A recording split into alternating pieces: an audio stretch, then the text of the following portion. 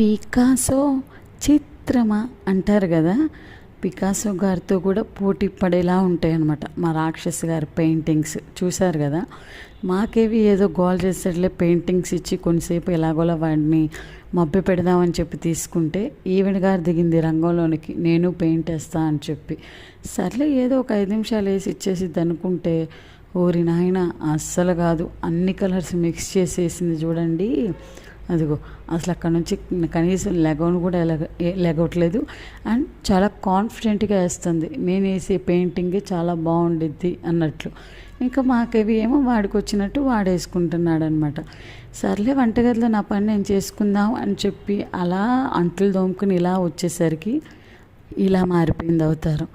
ఎందుకు గుర్తొచ్చిందో ఏమో తెలీదు, పెయింట్ వేయడం ఆపేసి నెయిల్ పాలిష్ చేసేసుకుంది ఆ పెయింట్తోనే.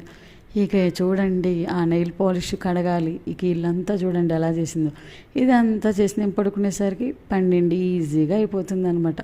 ఈ పిల్లలతో ఏముంది, పిల్లలతో తొందరగానే అయిపోతుందిగా అంటారు. అయ్యో, ఒక్కసారి మా పిల్లల్ని మీ ఇంటికి తీసుకెళ్ళి చూడండి, మీకే తెలుస్తుంది.